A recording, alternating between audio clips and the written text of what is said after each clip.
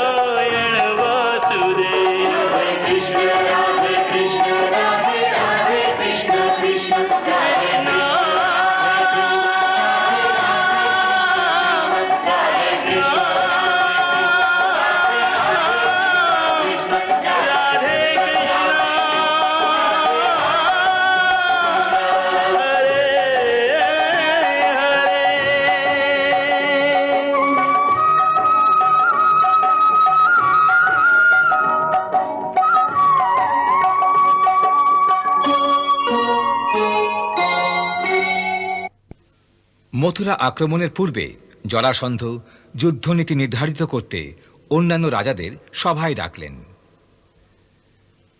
তার অভিপ্রায় ছিল মথুরা ছাড়খাড় করে তাকে আগুনে ভস্মীভূত করা। আমি প্রতিজ্ঞা করেছি যে মথুরা নগরকে জ্বালিয়ে তাকে ছাইয়ের পাহাড়ে পরিণত করে দেব। পাহাড় সেইখানে বসবাস করে এমন কোন জনপ্রাণী আর জীবিত থাকতে পারবে না, থাকতে পারবে না। কিন্তু অন্যান্য রাজাদের বক্তব্য ছিল, এই সময় যা পরিস্থিতি সেই অনুসারে মথুরাবাসী আমাদের সেনার সম্মুখীন একদিনের অধিক হতে পারবে না। এর অর্থ হচ্ছে যে মথুরা আপনার হাতের মুষ্টির মধ্যে এসেই গেছে। এর অর্থ আমাদের কাছে দুটি উপায় আছে। প্রথম উপায় যে মথুরাকে ধ্বংস করে দিয়ে তার বিনাশ করে দেয়া হোক। দ্বিতীয় উপায়, আর দ্বিতীয় এই যে মথুরার ন্যায় সুন্দর, সমৃদ্ধ আর বর্ধিষ্ণু নগর যদি আপনার রাজ্যের সঙ্গে মিলিত হয়ে যায় তবে আপনার সাম্রাজ্যের শোভা আরো বৃদ্ধি পাবে। আমি মহারাজ শল্যের প্রস্তাবে সম্পূর্ণ একমত, কিন্তু একটা কথা স্মরণে রাখবেন মিত্র, যে একটি বিশাল নগরকে ধ্বংস করা যত সহজ তাকে পুনর্নির্মাণ করা অত সহজ নয়। শতাব্দী লেগে যায় মথুরার ন্যায় নগরকে গড়ে তোলার জন্য। তাই আমি বলতে চাই মিত্র, একে ধ্বংস করবেন না, ধ্বংস করবেন না মিত্র, ধ্বংস করবেন না। এই মনে করুন যে মগধের রাজমুকুটে মথুরা নামের আরো একটি হিরে সংযুক্ত হয়েছে, আরো একটি হিরে সংযুক্ত হয়েছে। চমৎকার, চমৎকার। আপনার এই যোজনা আমার অতি সুন্দর লেগেছে। আমি আপনার এই যোজনাকে স্বীকৃতি প্রদান করছি। সেনাপতি বর্ধক, এই মুহূর্তে মথুরা নরেশের নামে আমার আজ্ঞাপত্র লেখা হোক। ওকে লেখো, তোমরা সকলে মহারাজ কংসকে হত্যা করে যে দুষ্কর্ম করেছো তার একটি দণ্ড হতে পারে যে মথুরাবাসী প্রতিটি প্রাণীকে এক এক করে শুলে চড়িয়ে দেওয়া হবে, আর সারা মথুরা নগরীকে আগুন লাগিয়ে দেওয়া হবে, যাতে মথুরা নগর আর তার নিবাসীদের নাম ইতিহাসের পৃষ্ঠা থেকে সর্বদার জন্য মুছে যায়। আর সে কার্য আমরা কেবল একই দিনে সম্পন্ন করতে পারি, কারণ এই মুহূর্তে আমাদের কাছে ত্রয়োবিংশ অক্ষৌহিনী সেনা আছে, যার ভয়ে হস্তিনাপুরের কৌরবেরাও আপনাকে সাহায্য করতে অস্বীকার করেছে। সেই পত্রে জরাসন্ধের বক্তব্য ছিল যে যদি মথুরাবাসীরা প্রাণ রক্ষা করতে চান তবে যেন কৃষ্ণ আর বলরাম তার কাছে আত্মসমর্পণ করে। করেছি যে আমি সেই সমস্ত নির্দোষ প্রজাদের এই শর্তে ক্ষমা করে দেব যদি মহারাজ কংসের হত্যাকারী সেই কৃষ্ণ আর তার ভাই বলরামকে আমাদের হাতে সঁপে দেওয়া হয়।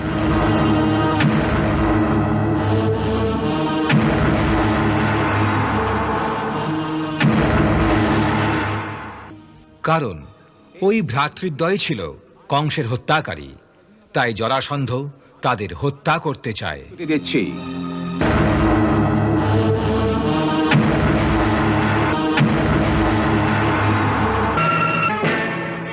জরাসন্ধের এই শর্তে সুরসেনের দরবার স্তম্ভিত হয়ে গেল।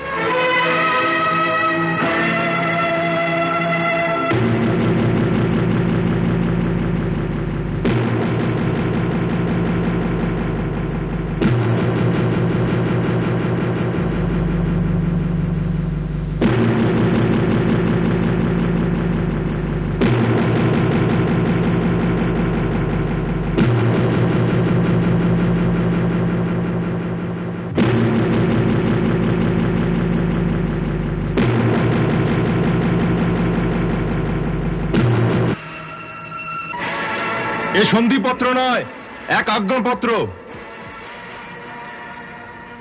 আর আজ্ঞা এই যে যুদ্ধের পূর্বে হার মেনে নিয়ে আমাদের সমস্ত অস্ত্রশস্ত্র ওদের চরণে রেখে দাও।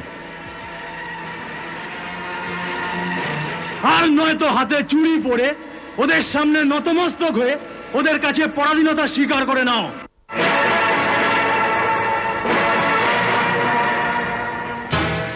মহারাজ, আমাদের সামনে দুটি রাস্তা আছে, এক বাঁচার আর এক মরার। যদি অপমানে ভরা এই পরাধীন জীবন চান তবে ওই আততায়ীর চরণে আমাদের মস্তক রেখে দিই, যাকে ও যখন আর যেমন চাইবে পদদলিত করবে। আর যদি আপনার দেশ আর আপনার যাদব কুলের মানের কিছু মূল্যবোধ করেন তবে ক্ষত্রিয় ধর্ম একটি কথাই বলে, ক্ষত্রিয় ধর্ম, স্বদেশের মান সম্মান রক্ষার জন্য নিজের বলিদান দিয়ে দাও। হ্যাঁ, এটা বলিদানের সময়, আর আমরা বলিদান দেব। অবশ্যই এ বলিদানেরই সময়, কিন্তু বলিদানেরও একটি উদ্দেশ্য আছে, কিছু নীতি আছে। নীতিশাস্ত্র বলে যে যা চিন্তা ভাবনা বিনা অন্ধের ন্যায় আবেগের বশে করা হয় তাকে বলিদান নয়, মূর্খতা বলে, মূর্খতা। শাস্ত্র বলে কুলস্যার্থে ত্যাজেত একম গ্রামস্যার্থে কুলং ত্যাজেত গ্রামং জনপদস্যার্থে আত্মার্থে পৃথিবীং ত্যাজেত। অর্থাৎ যদি একটি প্রাণীর বলিদান দ্বারা কুলের রক্ষা হয় তবে কেবল একটি প্রাণীর বলিদান দেওয়া উচিত।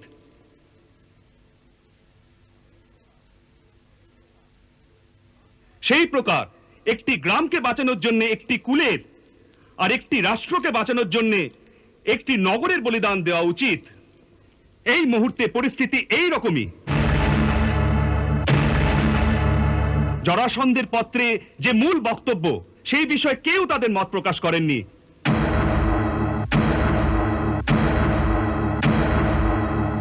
তার দাবি স্পষ্ট যে কৃষ্ণ আর বলরামকে ওনাতে তুলে দাও, বাকি সবাইকে সে ছেড়ে দেবে।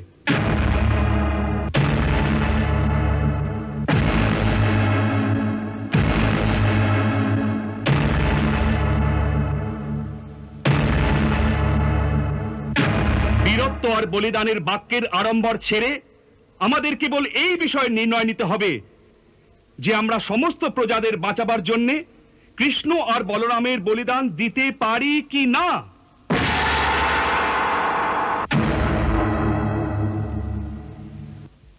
সর্বপ্রথম আমি স্বয়ং কৃষ্ণকে প্রশ্ন করতে চাই যে এই বিষয়ে দুই ভাইয়ের কি মত।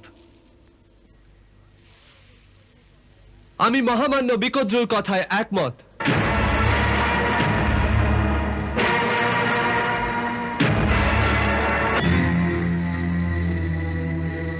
যদি আমাদের দুজনের বলিদানে মথুরা সকল প্রজার প্রাণ রক্ষা হয় তবে অবশ্যই আমাদের দুজনকে জরাসন্ধের হাতে তুলে দেওয়া উচিত।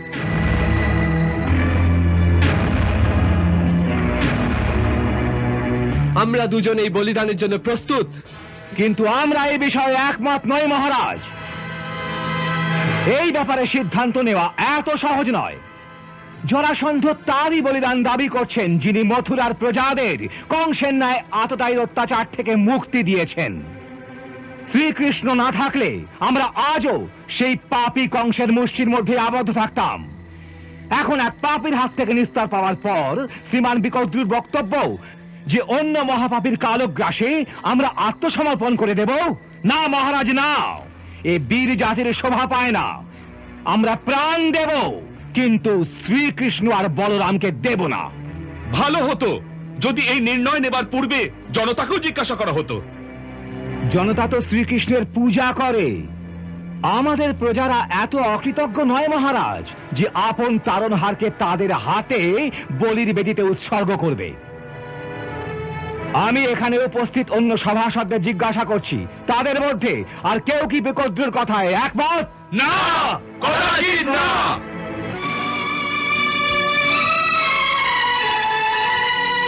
মহারাজ, যে জাতি আপন স্বতন্ত্রতার মূল্য নিজের প্রাণ দিয়ে শোধ করতে পারে না, সেই জাতি পরাধীনতার গ্লানি আজীবন বয়ে বেড়ায়। আর আমরা তা করার জন্য কদাচিৎ প্রস্তুত নই। আমি আপনার সঙ্গে একমত অক্রুমশাই।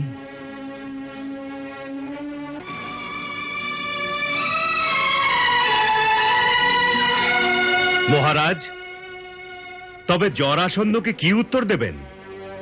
জরাসন্ধের এই বিস্তারিত হুমকির উত্তরে কেবল একটি বার্তা পাঠিয়ে দাও যে যাদবদের শিরশ্ছেদ হতে পারে, নত হতে পারে না। যাও।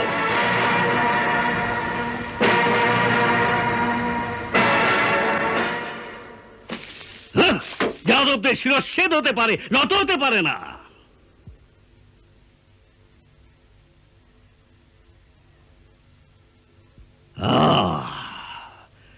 তবে তাই হোক, তবে তাই হোক।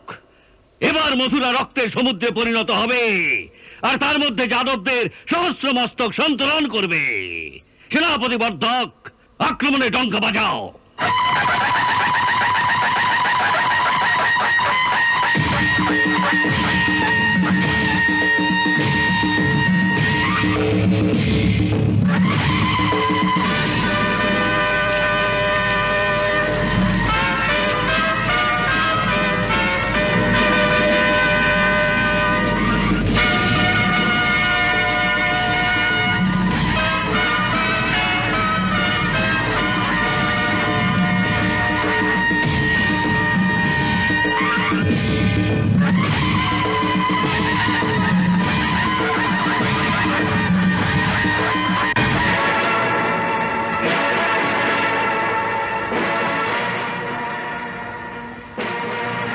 সৈনিকেরা শোনো, আজ আমাদের দেশের সম্মান রাখার জন্য মৃত্যুবরণের সময় এসে গেছে।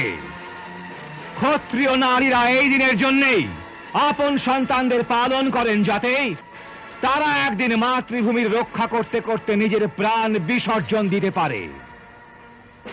আর আজ সেই সময় এসে গেছে।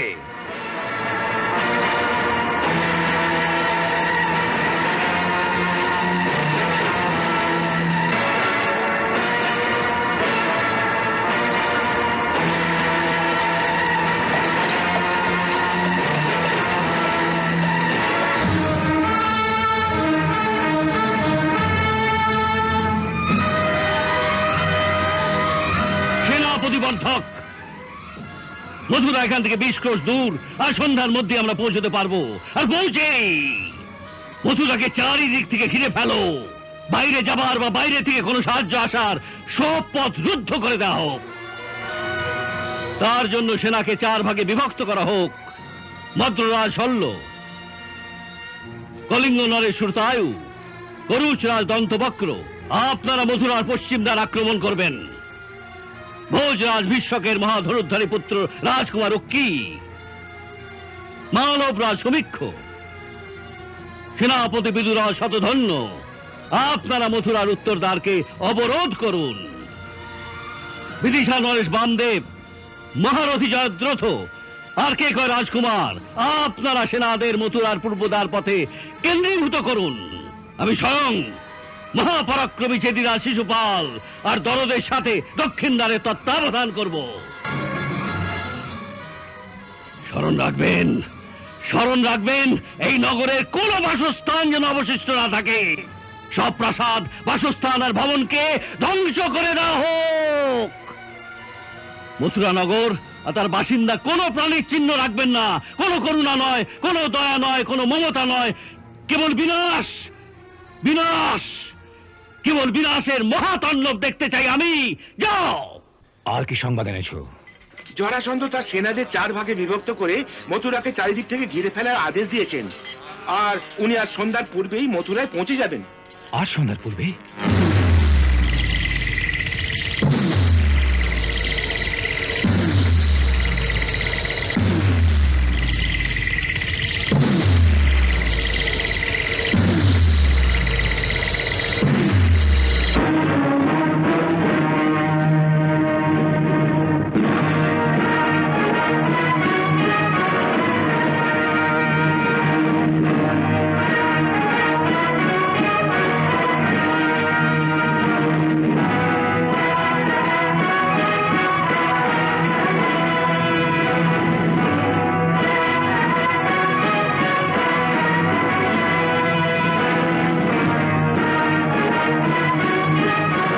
সারথি, নগরের দক্ষিণ দ্বারের দিকে নিয়ে চলো।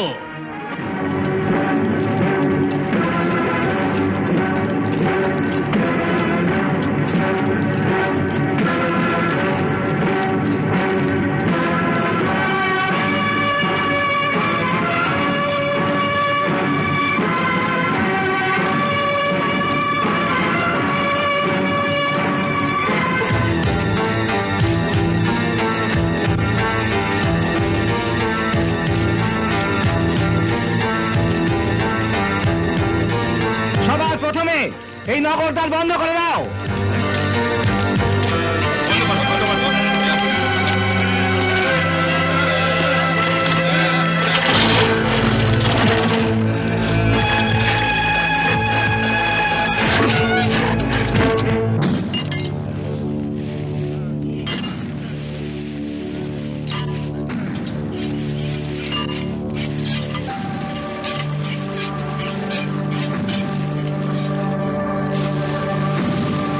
তেল ফুটিয়ে যাও।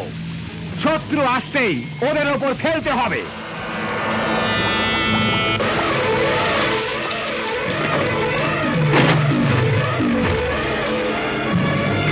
এই পাথরগুলো নিয়ে সবাই আস্তে আস্তে ওই দিকে সরিয়ে রাখো।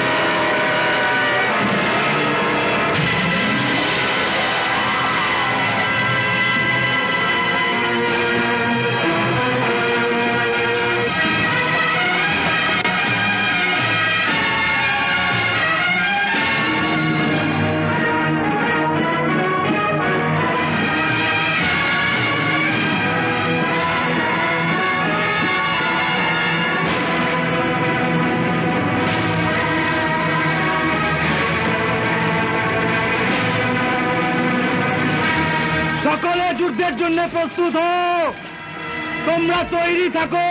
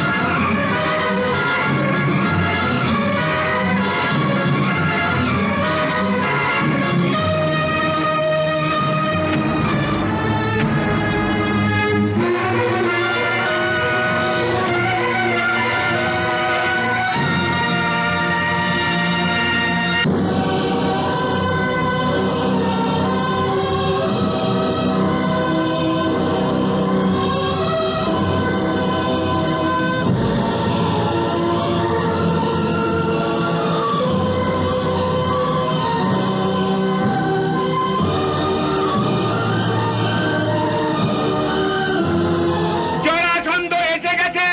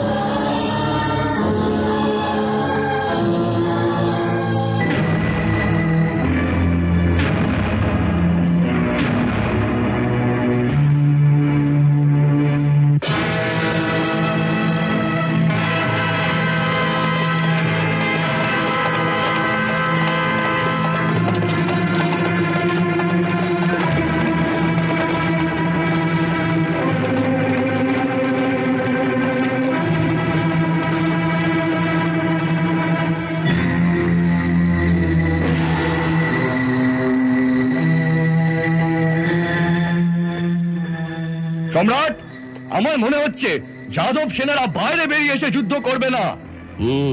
তারা নগরের সমস্ত দ্বার রুদ্ধ করে দিয়েছে। তাই আমাদের কোনো একটি দ্বার ভেঙেই ভেতরে প্রবেশ করতে হবে। আমার সূচনা অনুসারে ওদের দক্ষিণ দ্বার খুবই দুর্বল। আজ্ঞা দেন তো তার উপর আক্রমণ করা যাক। নগরের দ্বার ভাঙার কি আবশ্যকতা আছে?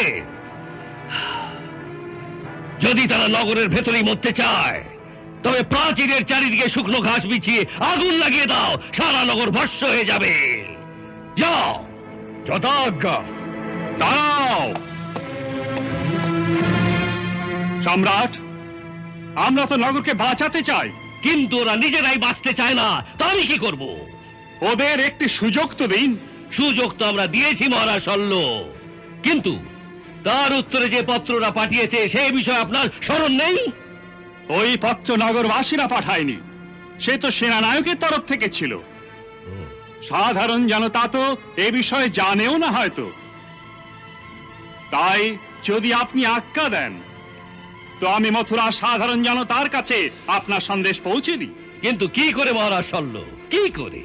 আপনি আজ্ঞা দিন, তারপর দেখুন।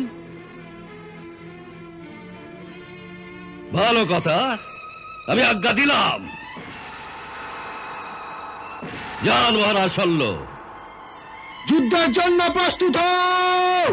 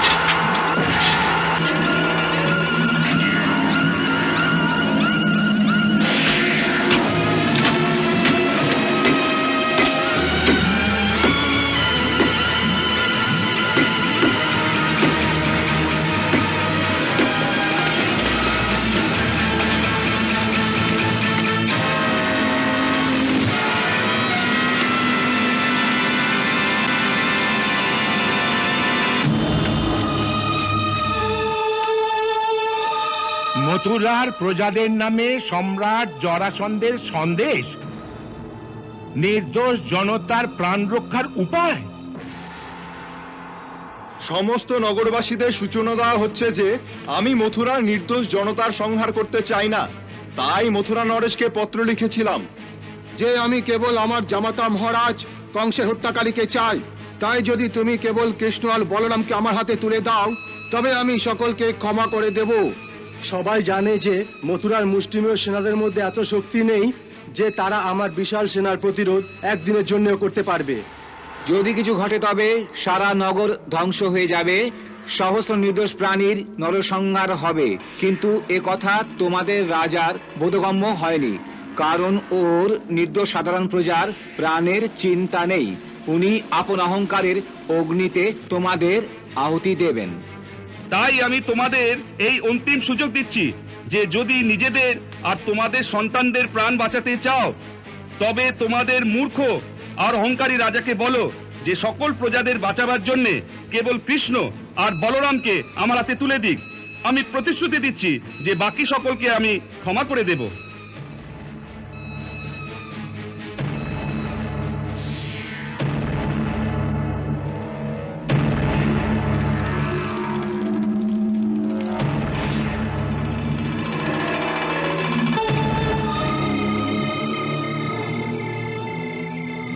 না, কখনো না।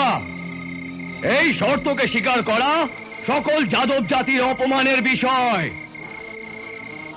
একদিকে এক জাতির অপমান আর অন্যদিকে সকল জনতার প্রাণ। কোনটা বেছে নেবে বলো, বলো কোনটা বেছে নেবে বলো। এতে সন্দেহ নেই, যদি যুদ্ধ হয় তবে সারা মথুরা ছাইয়ে পরিণত হবে। এই বৃদ্ধ বয়সে মরা বাঁচায় ওর কি যাবে আসবে? ছেলে পুলে তো আমাদের মারা যাবে।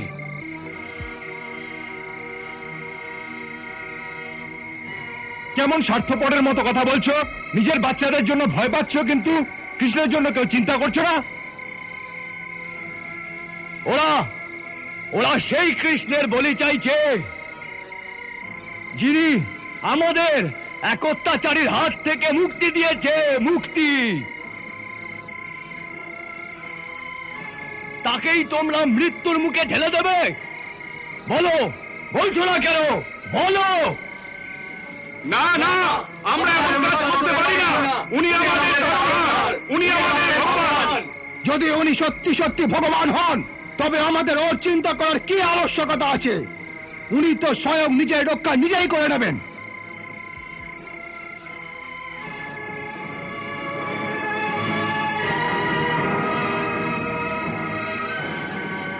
তাই এখন আমাদের ভগবানের চিন্তা ছেড়ে দিয়ে এই সময় আমাদের ছেলেপুলেদের সুরক্ষার চিন্তা করা উচিত।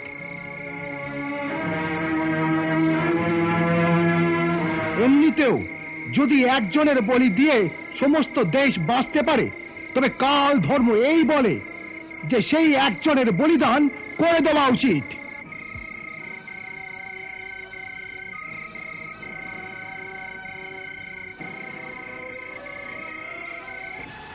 প্রজাদের মধ্যে এই নিয়ে আলোচনা হচ্ছে, আর প্রজাদের বহুমত এই পক্ষে যে মহারাজ জরাসন্ধের প্রস্তাব স্বীকার করে তার সঙ্গে সন্ধি করে নেওয়া উচিত। আর আমাদের ভগবানকে ওর হাতে তুলে দেব। তার সদুত্তর প্রজারা দিয়েছে যে যদি কৃষ্ণ ভগবান হন তবে ওর রক্ষার চিন্তা আমাদের কেন হবে? উনি নিজের রক্ষা নিজে করে নেবেন।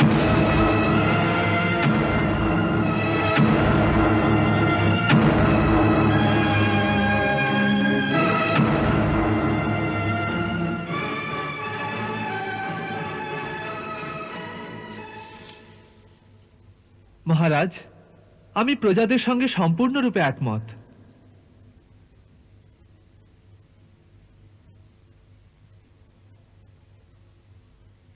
এই সময় তর্ক বিতর্কে নয়, আর ভাবপ্রবণতারও নয়। এই সময় বুদ্ধি আর নীতির দ্বারা কর্ম করার। আর রাজনীতিও এই কথাই বলে যে যদি একটি বলিতে সহস্র প্রাণী বাঁচতে পারে তবে সেই বলি অতি অবশ্যই দেওয়া উচিত।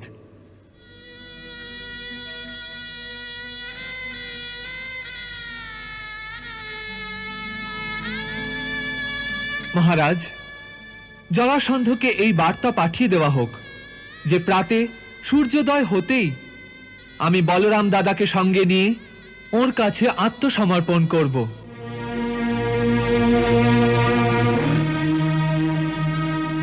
এবার আমায় আজ্ঞা দিন মহারাজ।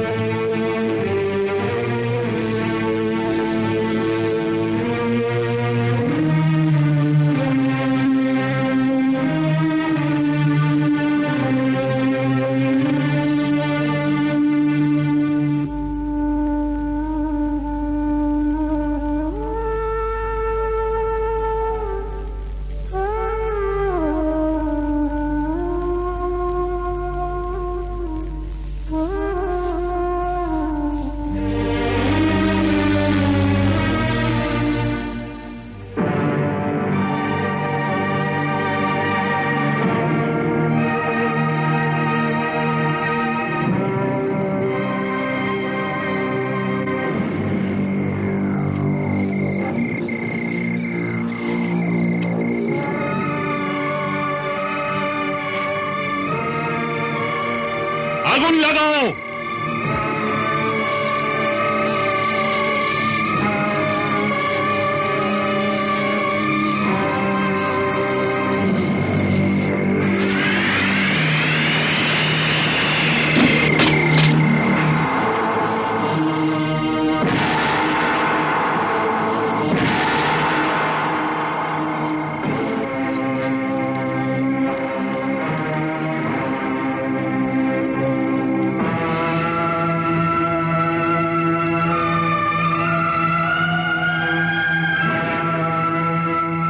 এই মাত্র নগরকোটের দুর্গ থেকে এই পত্র আমাদের শিবিরে নিক্ষেপ করা হয়েছে।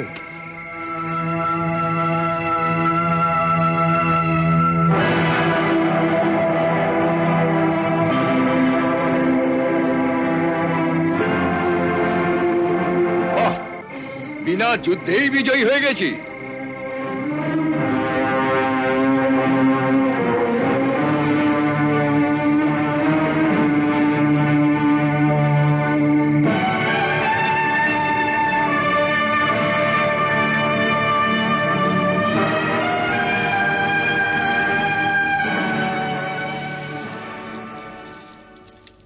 সম্রাটকে অভিনন্দন জানাই।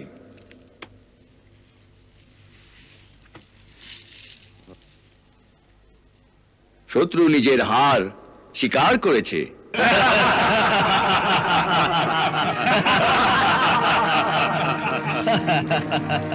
বাহ মিত্র বাহ, তোমার যোজনা সত্যি সত্যি সফল হয়েছে।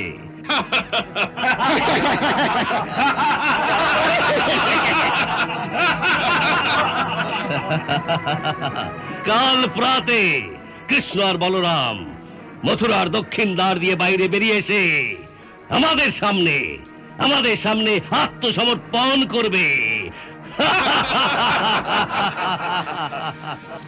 সম্রাটের সম্রাটের সম্রাটের সম্রাটের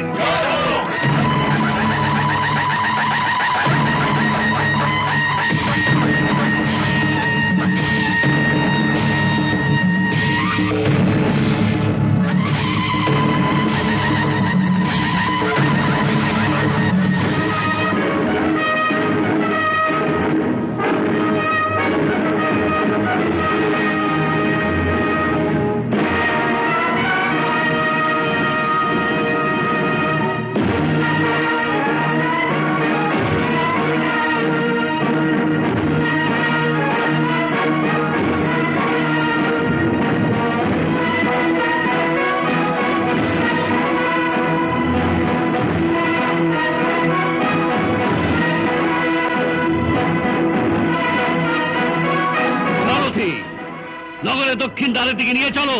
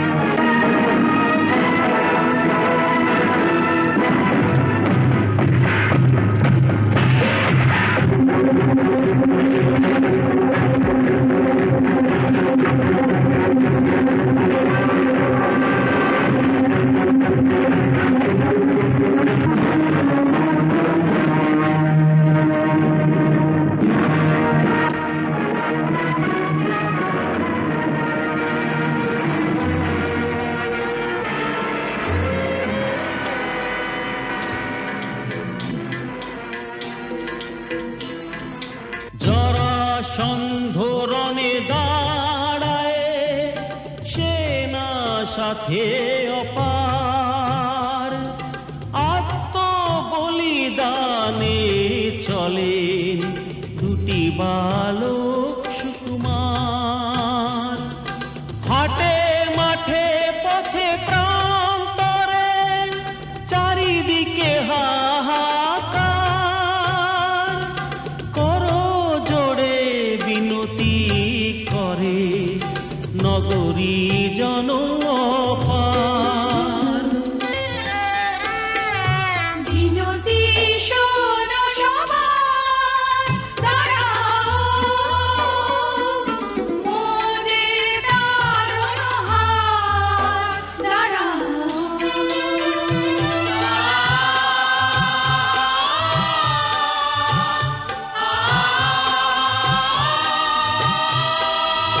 দাঁড়াও, যেও না গো।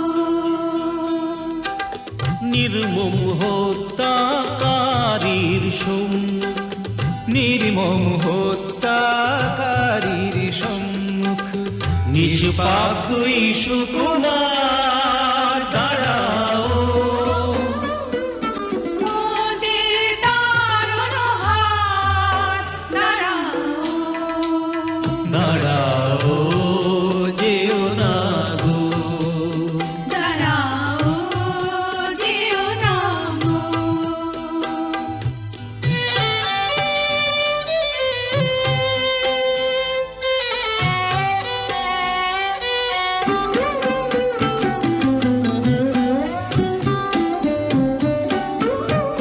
তুমি সখা জীবন প্রাণ গো,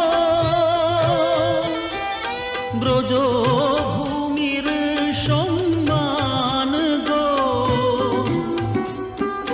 তুমি সখা জীবন প্রাণ গো, ব্রজভূমির সম্মান গো।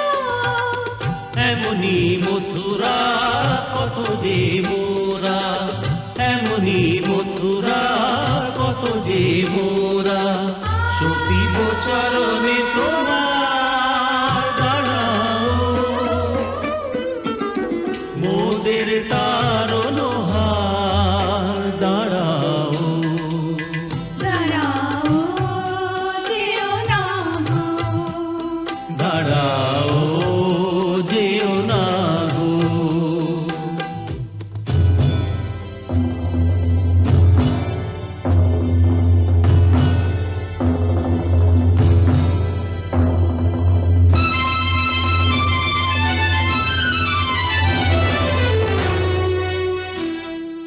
কৃষ্ণ